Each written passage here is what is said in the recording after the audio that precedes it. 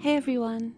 Before we open today's file, please make sure to follow us on Instagram at d.s.radio, where you can find all the images that go along with today's case. You can drop us an email at contact.dsradio@gmail.com. You can find all of our socials in the Linktree bio on our Instagram profile, including links to merch. If you're feeling especially generous, you can join our Patreon at patreon.com/Dystopian Simulation Radio, where you can get access to our exclusive Instagram page and make suggestions for upcoming episode topics that you would like us to cover. Speaking of Patreon, thanks to our Patreons, Riff Cult, Cropley Crab, Cash Broadus, Raspberry Jr., Jason R. Nelson, Creepy Paper, Jamie Sook, Michael Laughlin, Lindsay Keller, Mike Wright, Greer Weaver, Kelsey Carruthers, Linz Gibbon, Drake Holvig, Only Child, Michael M, Wesley Akers, Riaz K, Emily Medeiros, Pip, Heather Wynn, Graves, Devon Sweatshirt, The Ordained Sinister Minister, and Philip Hoffman.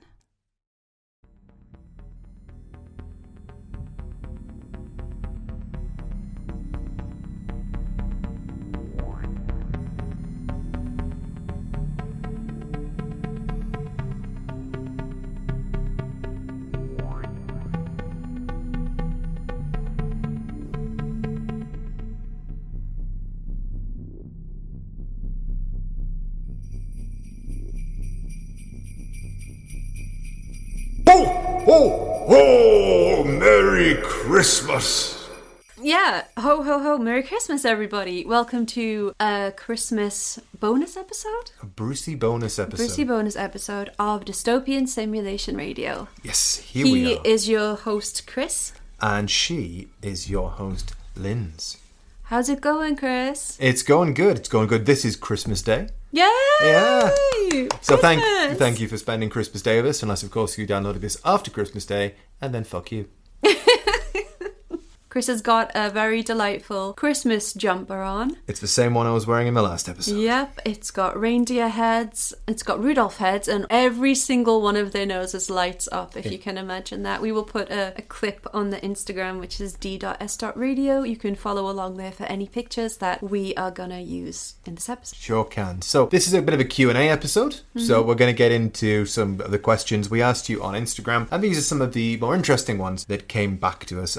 We do appreciate all of the questions, so thank you very much, everybody. Unfortunately, we can't answer them all, but these are some of the best ones. And also, if you stick around until the end of the episode, I've got a very special announcement. You do? You know about it. Ooh. Okay. So, the first question comes from both Mark and Tom. What are your own paranormal experiences that you've encountered? I actually have one. Me too. Ooh, good. Okay. Do you want to go first? Yeah, why not?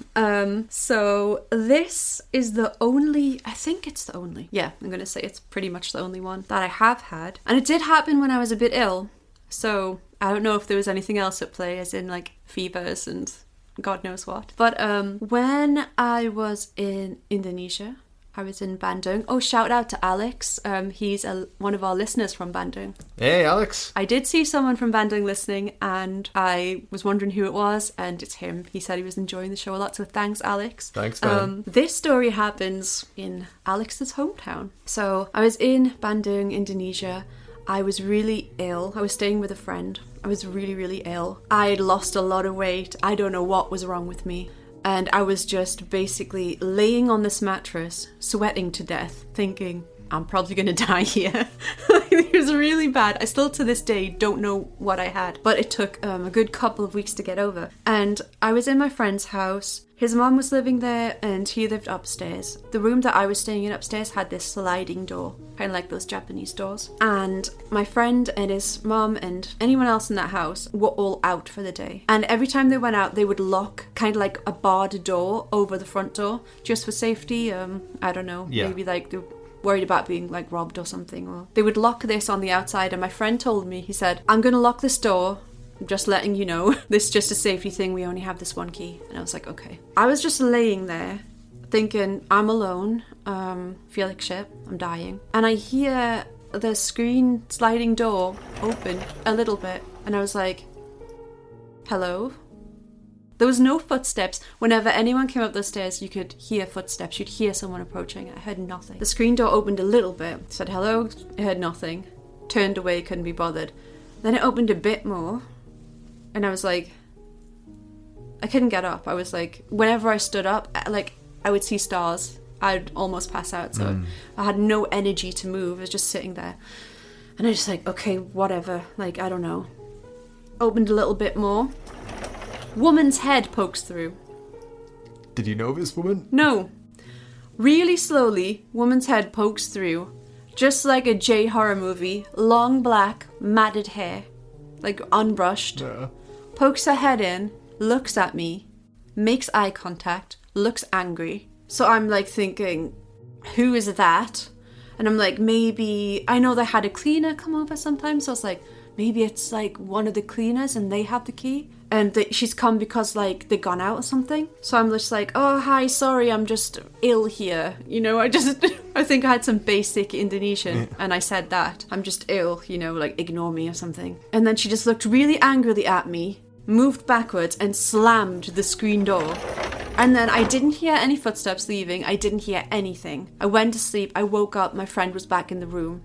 He was like, hey, we came back. And I said, oh, I'm really sorry. Like, I think I, like, scared your cleaner or something. She looked really angry. And he's like, yeah, there's a nobody in this house today the whole day. And I was just like, oh my freaking God.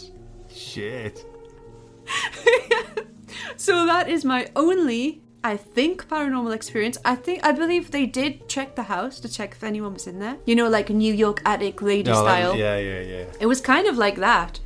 But she looked right at me. That's fucked up. Well, my paranormal experience isn't quite as sinister as that. Mine was, so it was at my wife's in-laws. My wife's in-laws? That would be my mother. Yeah. No, my in-laws' place in Japan. They live on a religious ground. My wife's father is a priest over there, a Shinto priest. And my wife's grandfather had passed away a little earlier in the year. And we were all sat around the table in the middle of summer, so all the doors were open throughout the house to let air circulate. And while we were just eating, I just felt something kind of behind me. And I turned around and I saw, clear as day, her grandfather, who I'd met once before, so I did know what he looked like, standing in the adjacent room, kind of leaning on a stick, like just smiling in. But then as I was looking, it just was suddenly gone again. So it was almost like I'd just like done a predator filter for a second, like. Whoa. Yeah. But yeah, I'll go to my grave saying I saw that. Didn't your father-in-law see it too? No, he didn't. That was a different time when we were all sat around the table again. Mm-hmm. And in Japanese culture, before you eat, you say itadakimasu, which just means like, it's like saying grace, like thank you for the food. And we all said itadakimasu. And then we heard from like outside, like a woman's voice far away going, itadakimasu. And we were like, okay. And her father and I heard it, but my wife and my wife's mother didn't hear it, which was really weird. But you know, my father-in-law and I both perked up. We're like, whoa. I just got a chill. Yeah.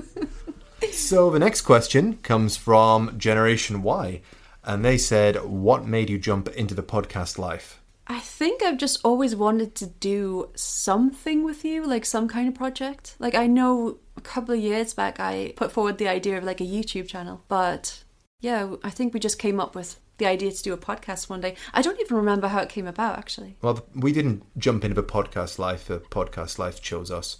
It possessed us. It jumped into us. We've always been, wanting to do stuff. We've always made we made some silly films back in the day and little things. And YouTube, it's like, it's fine, but you've got a lot of different mediums to be doing, and you've got a lot of stuff. Whereas this, it's really nice because we can just sit down, have a chat, do a little bit of editing, and then release it. And seemingly, people like to hear it so far. So that's kind of like we always do, just sit around and talk about weird shit. Only now everybody else can listen in. Exactly. Yeah. So the next question comes from Lucas McCann, which says, pick one. Communicate telepathically with the living or communicate with the dead? I don't think I need any more living people sharing their feelings and thoughts with me. So that is assuming that like the dead, when you die, you go somewhere else. So we're assuming that happens in the reality that we're asking this question in. Because if you die and then you're just dead, we're going to pick a really useless superpower here. So we have to assume that when you die, you go somewhere where you can communicate with the living. Otherwise, yeah, I do not want to communicate telepathically. It would be funny to do it with you for like fun. If it wasn't just like a barrage of it, if it wasn't just like incoming calls that you couldn't like reject. Like you can tune in to like a specific person or like maybe, I don't know. You've got like call screening on. The thing I would worry about if I could communicate with the dead would be that I'd end up like Derek Cora. Like just like, what? Nutcase. Mary Glovestick. Mary Glovestick. Like a nut scouser just walking around going, oh, there's somebody here. To be honest, though, the amount of people who have died since time began. Yeah. It would be a headache. Yes, but then again, that's really creepy because like the Sixth Sense style, like if you're just asleep in bed and then you hear someone next to you going, hello, wake up, I need to talk to you. And you're like, oh God. But if you could talk to like people from the past, wouldn't you just be like, God. Just chatting with Frank Sinatra over the wireless every night. They are so racist. Yeah, but imagine speaking to like Frank Sinatra and he's just going, well, I might as well tell you everything that went down about the mob and things. Like, if I could like pick the dead person. But no, what you're asking to do is like invite a dead person to dinner. Yeah, exactly. Like that parlor game. Yeah, exactly. That would be cool. Yeah. But I don't think I need to telepathically connect with any living person. No. I mean... I think I would choose to communicate telepathically with the living. I think that would be what I would choose because I think I'd be afraid of what the dead would tell me. Yeah, but they're just as boring as us, other than they've died. True. So, I mean, there might be a lot more whiny, depending on where you go when you die. Yeah. Like, what if there's like a heaven and hell, and then you get the people in hell just screaming in your head? Or people in purgatory who are just like, hello, hello, I'm waiting here. Make a decision. Where do I go now? Why is there so much red tape? Okay, question number 4. What are your favourite conspiracy theories, whether you believe them or not? Now, we did talk about this earlier, and I don't have a favourite, but one that I don't know why I went down a rabbit hole with this on Reddit, was the whole Pizzagate thing in the Comet Pizza. I just think I don't believe in it. I just think it's wild, like, how people can try and connect things. I just think it's madness. But yeah, everyone knows about Pizzagate, so... What's yours? It's quite a wild one, the Pizzagate. Like... I don't believe in it, but I just thought like it was such a rabbit hole at the time. I don't know why I read about it one night on Reddit, like all night. And I was just like, yeah, it's madness. I try not to read too many conspiracy theories because they used to be fun to me. But now when there's people who genuinely believe in, every conspiracy theory going, it's kind of less fun.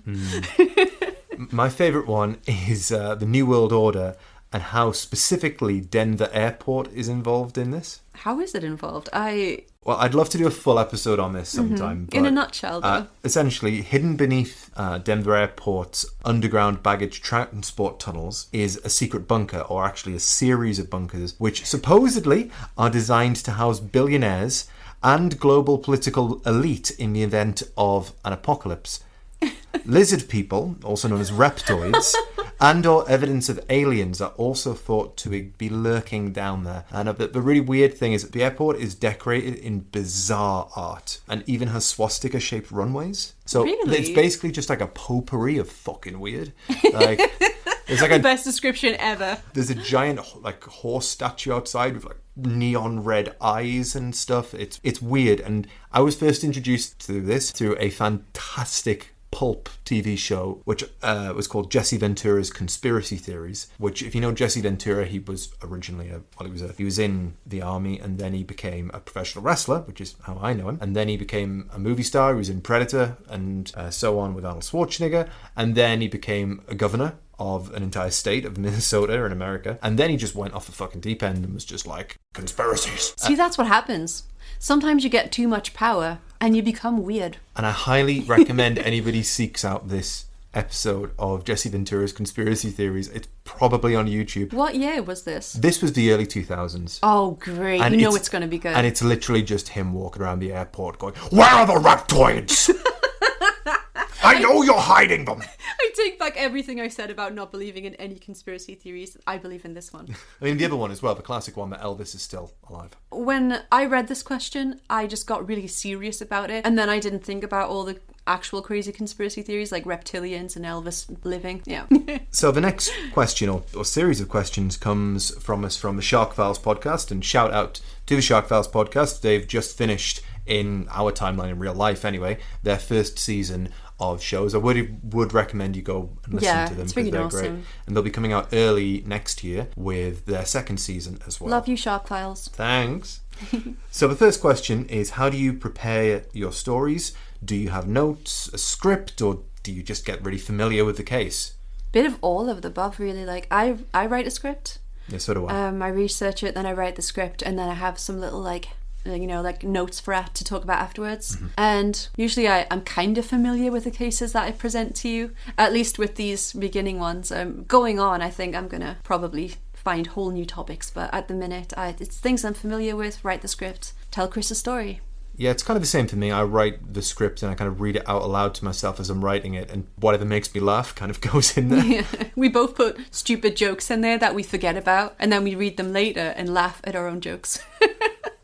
Question number 2 from Shark Files podcast is, how do you guys feel about hearing your own voices? I'm fine with it, to be honest. Like I do Instagrams all the time, like Instagram stories and stuff, so it's not like I haven't heard my voice like a lot. I hate my voice with Do you? passion. Your voice is amazing. Like, mine's so irritating. No, I like yours. It's got like nice tones in it and stuff, but I guess it's just everybody feels this way with their own voice to a certain extent, but I can hear all of the things that I say that I don't like. I don't hear, just little things that I do and I don't like it, and I speak all day anyway in my job, and I don't want to hear my damn voice You anymore. have like a radio voice. Well, we don't have to listen to it. Everyone else that does, and they don't hear you all true. day. So you have a great voice for podcasting, though. Well, thank you. I mean, I'd like to Better think than mine.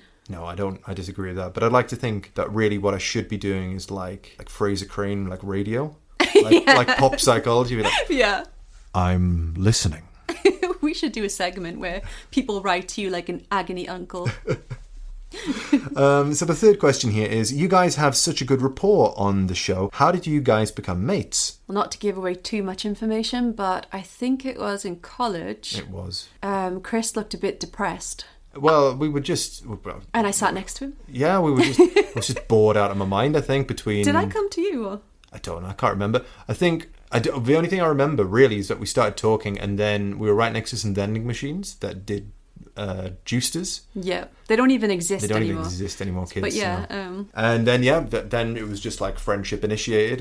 And yeah, since then, like, we've lived in different countries, different cities, different continents, but we've always stayed in touch. And it's just, when you've just got like a friendship that you just like naturally just kind of sink back into. And whenever we've had like a prolonged period apart from each other because of distance, then we're together in the same place again. It's just like, all right. It's exactly the same Exactly as it the ever same. was. And we both studied film We did. in that college, and we connected a lot over that. Their music, we go to concerts together. Like, yeah, it all started over Chris looking a bit depressed, and me. I think I sat down next to That's you just and my started face, man. and Like, started talking to you. it's just my face. Yeah, but we only met once in college, and then we kind of hung out outside, I think. Yeah, I think so, yeah. Yeah, I we think- switched numbers, and then we started just Yeah. hanging out outside, and it went. Yeah, There you go. the rest is But history. you never know what will happen over juicers. And then the last question from the Shark Files podcast is, if you could have a cryptid lurking / lingering in your city, Newcastle, what would you choose? Jeff the Mongoose. Really? Yep, always. I think... I mean, lurking around. It feels like it would be in the streets and around corners, so I'm not going to say like Nessie. I mean, it would be hilarious to see Bigfoot in like a Newcastle shirt just going around, unable to distinguish him from the locals. Probably. I think I would like to see... I think I would like to see like Mothman in like a Newcastle shirt. Just I like love the way he- hovering above the fucking St. James's Park. You shit! So, speaking of cryptids, that brings us on to the next question, which comes from It's Pip, by the way, who asks us all-time favourite cryptid. Jeff! You gonna go with Jeff? Jeff, man. It's always Jeff. We have an episode about Jeff that I did. I'm obsessed with him. That'll be out by now. Yep, if you want to hear it, it's just called Jeff the Mongoose. And there's a very interesting precursor story at the beginning of that episode, which I love so much. I won't spoil it. Go listen. There's a hint. For me, I've said this before in a previous episode, but I really like the idea of a chupacabra. Yeah. Just this tiny little goat sucker that may or may not be an alien that just like runs around like Mexico, just like sucking the guts out of goats' anuses. Like that was my second choice, and I didn't want to take it from you because I knew you would say it. Well, I do have another one as well. Ooh. One which I'm really interested in, which is called Akoro Kamui, which is from Japan, and it's the native Ainu people of Hokkaido in Japan, which is the area where I lived when I lived in Japan, have long believed that Volcano Bay off the south coast of Hokkaido, which again where I lived, is home to an enormous octopus. So basically a kind of a kraken type of creature. And yeah, so that's one that I'm really interested in because like Ainu culture is super interesting. If you haven't heard of the Ainu people, that's AINU. Look them up. It's really super interesting, and it's kind of comparable to Native Americans, but obviously completely different. But you will see a lot of the same sort of cultural elements, but just represented in a different way. Yeah. And I think that that's super, super interesting. And the fact that they've got a cryptid is even better. So the next question comes from Mark, and it's not really a question. It just says, in response to the picture that I posted on Instagram, oh my God, Paul Bearer.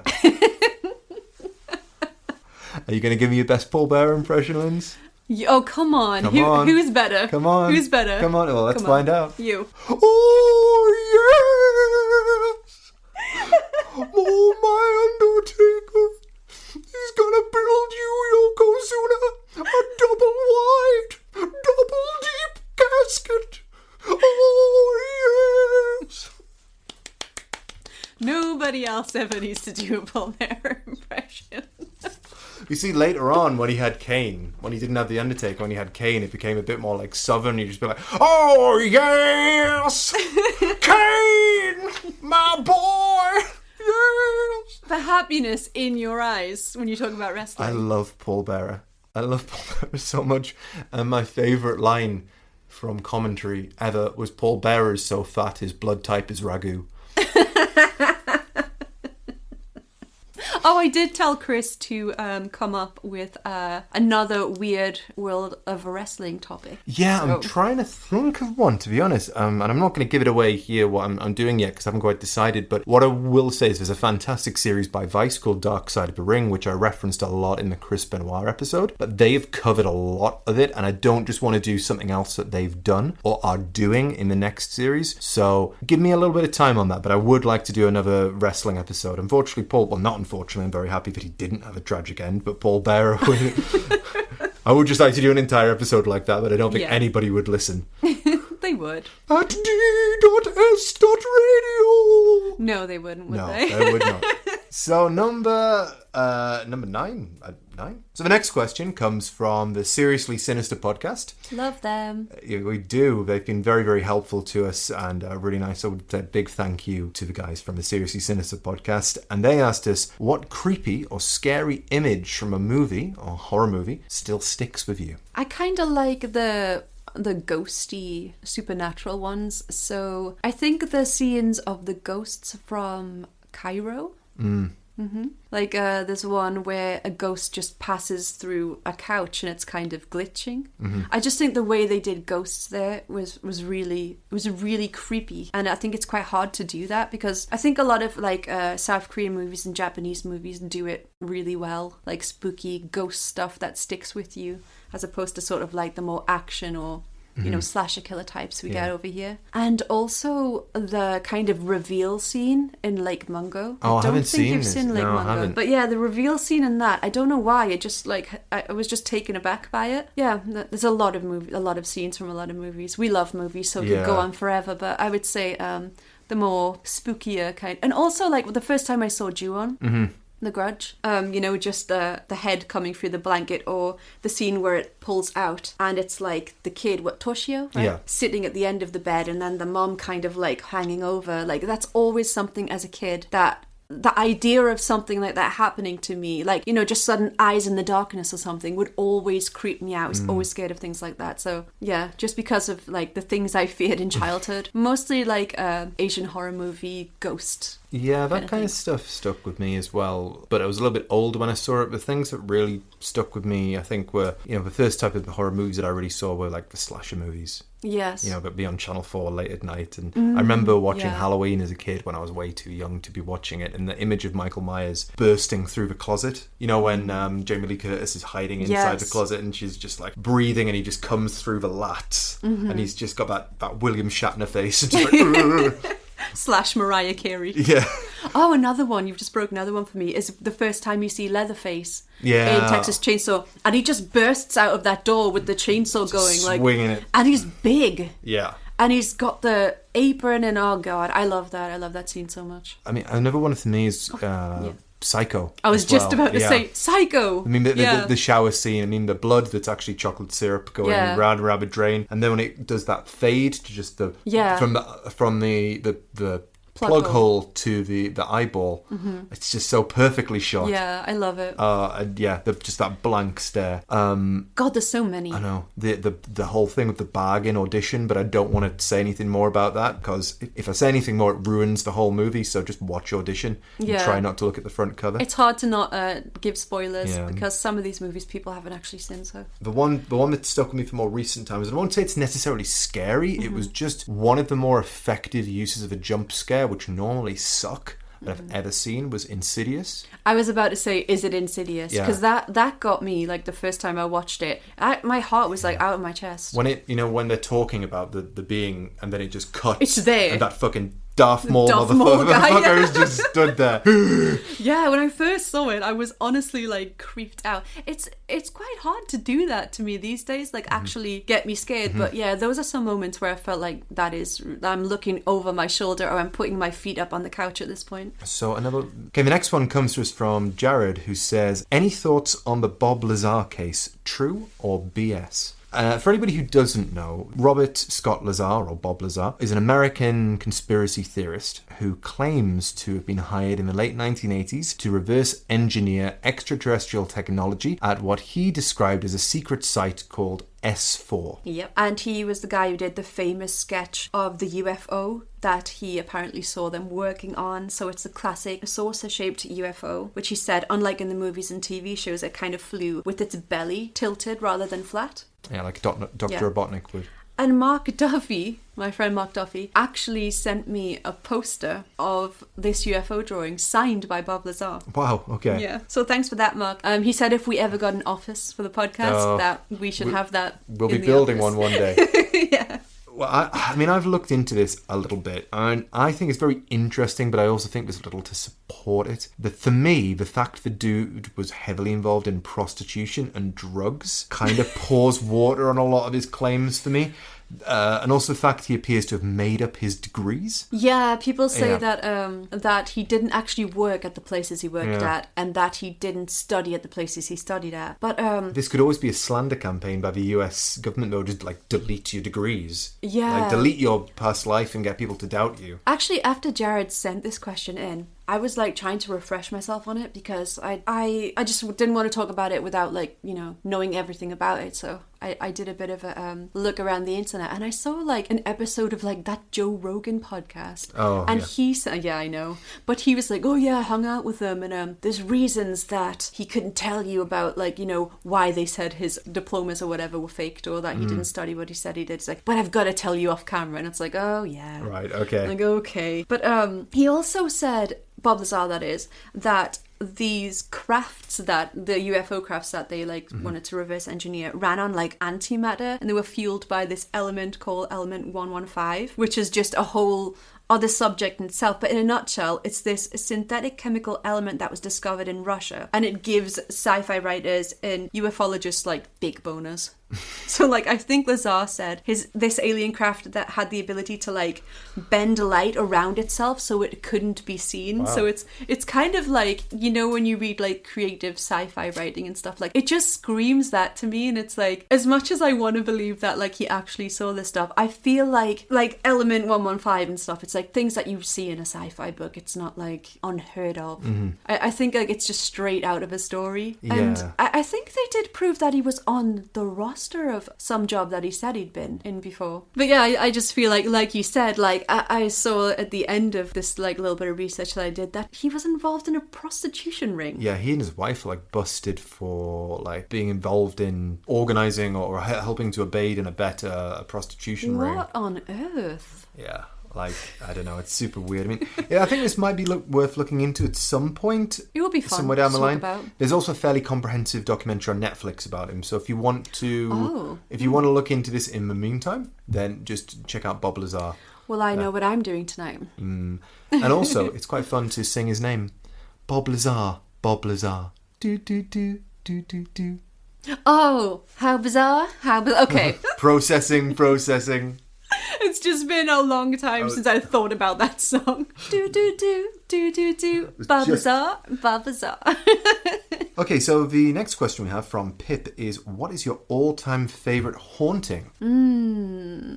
Oh gosh. You know I'm a Harry Price fan. Yes. So it's kind of all the big ones, you know. I guess Bawley Rectory. I really like Bawley Rectory, and I've actually been there. Oh, what is that? Where is that? It's in Suffolk. Okay. And it burned to the ground, so like it's just kind of a little bit of it left. But I went there. It's just your basic haunted house, and I think Harry Price debunked it from what I remember. But it was just cool to go there and just be in the place. So I think just for the like kind of nostalgia reasons, that. But God, there's so many. Yeah. For me, I mentioned this on our last podcast that we just recorded. I think it'll be out before this one. Or it might be later. I'm not sure. But anyway, it's not the topic of the podcast. But the Enfield poltergeist is one that I really am interested in. It's stuck with me since I watched a documentary about it as a kid.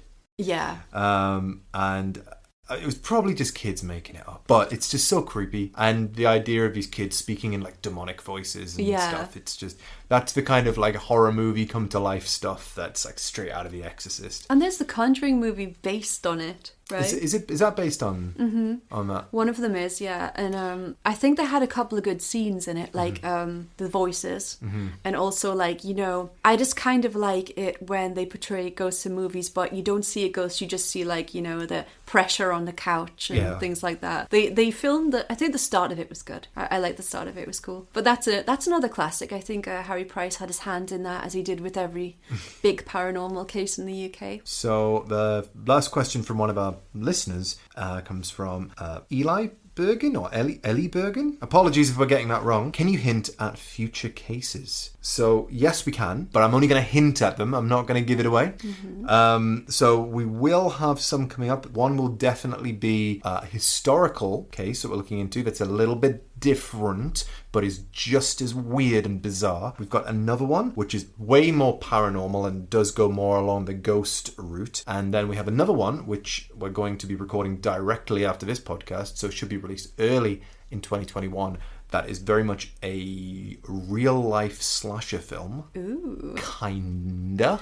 And we have a cuisine based episode. We do. I think that Coming might to be you out soon. already. I don't know where we are in the timeline because we record this so far in advance. Well, I do hope you've heard that. Okay, so I've got two questions for you, Linz, actually. So the first one is, how much water do you think would be there if you drained Loch Ness in Fuck order... off.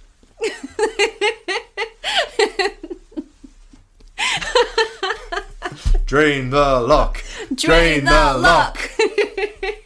God damn it. And my other question that I was going Oh, to yeah. ask you, What is it? it was actually serious, but I've completely forgotten it. Good. That's what you deserve. Amnesia. Oh, I know what I was going to ask you. So, Where are my bangs? yeah.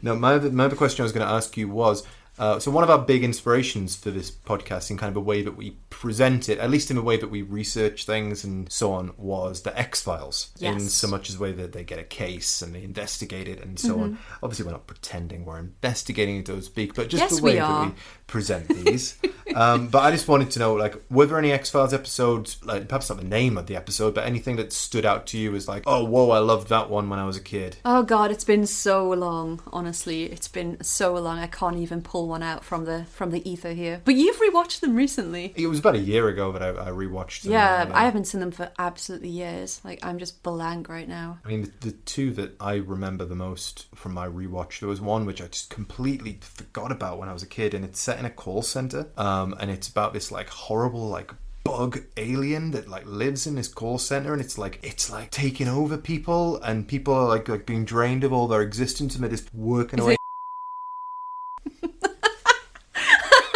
I'll put that in there. Damn it. But yeah, that's like that kind of like real life horror. That's like I really like that thing. It's like, oh, it's like this insidious being existing in this like horrible place. Let's be honest, it's just a metaphor, isn't it? Pretty much. And also, I completely forgot that one. I have to rewatch the X-Files. You do. Yeah. I've got them all if you want to borrow them. The other one that stood out to me, just because it's so different from all the other ones, is X-Cops. The one where it's like cops, but the X-Files. I do not have any memory of this. Oh, man. I need to rewatch, I really do. The one I hate the most, though, fucking one with the aliens. Sorry, the face on Mars. It's like the worst episode. Yeah, it's kind of a crap. It's like based on the conspiracy theory, isn't it? Yeah, it's kind of a crap theory, to be honest. It sucks. What happens in that episode? Like, it's not like they can go to. It's like early season 1, so it shouldn't be bad, but it's like the black sheep of season 1. And it's like Mulder, like, it's like, oh wow, there's this like interesting like NASA person here, and she's quite hot, and Scully's all like, is that the blonde one? I think so. Yeah. And Scully's like, I don't like you, but I'm kind of jealous right now. And then like there's just loads of bits of this like really shitty face on Mars. It sucks. But I mean, all of the early episodes with that I like the mythology. Yeah. Stuff. So, like, you know, when they find like the alien, the vial and stuff, and like, oh fuck, so good. And if you haven't watched the X-Files, or if you haven't seen it since you were a kid, or you don't know what it is because you're too young, I hate you. But let's have a watch party. Someone watch it with me out there. The truth is out there. Somewhere. So, Linz, anything you'd like to say before we draw this to a close? No, just that it's been really fun doing this podcast. I get to revisit a bunch of cases that I knew about but didn't know the details of, and I'm so much more enriched for doing so. I know so much. I have so much paranormal knowledge that I thought was going to be completely useless forever that I can now just put into this podcast. So it's a good outlet for all the weird shit that I like talking about, but I'm not just going to go up to people and be like, hey, do you know there's a Romanian girl who was possessed by the devil? But I can say that to you. Yes, you would. Yes, you would. It depends who.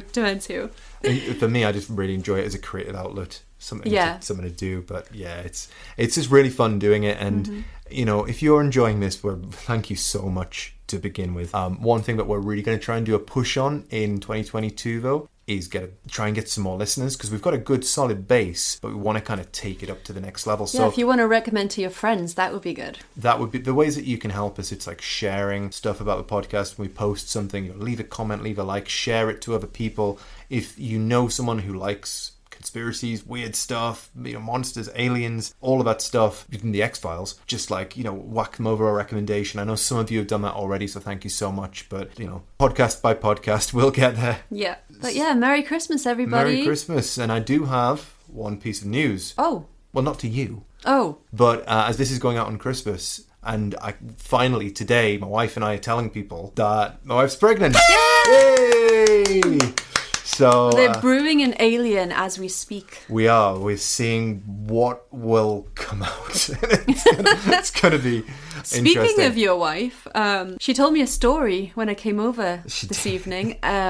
She told me that she went to a bakery and it was quite expensive, and then she saw this bag of like cheaper biscuits, and she was like, that's a good price, I'll buy those. And then she told me that she ate a few and with a latte, and that they tasted a bit strange. And then she brought out the tag that came with it, and it said, what were they called? Fido treats. Fido treats. Yeah, so my wife was they were dog biscuits. Was busy eating dog biscuits.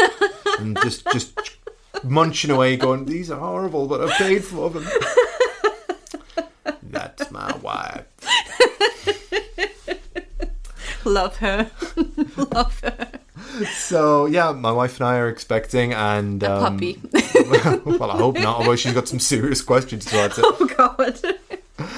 So yeah, we're expecting. Well, we're looking forward to El Bebé coming on the way, and we're finally telling people today on Christmas Day. I've kept this secret for so long. And you have. I've kept it for even longer. But yes, you're one of the few people who's known before this. Yay, special. So there you go. If you're listening to this, you're also one of the first people to know. So thank you. Yeah, congratulations, very much. Chris. Thank you kindly. Okay, so thanks everybody for this special Q&A episode. If you enjoyed this, we will be doing more of these at some point in the future. So feel free to fire over a question to us at any point. We'll just pop it in my notes application and it will sit there until we do this again. Yeah, it's been really fun. Thank you for all the questions, even though I was kind of useless on the conspiracy theories. But yeah.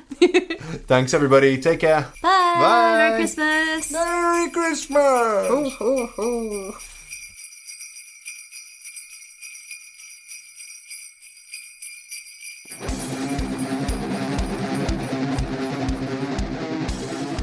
All right, that was Dystopian Simulation Radio with their Christmas special. Next up, we've got our online homie and listener of the show, Septembryo, with Enough.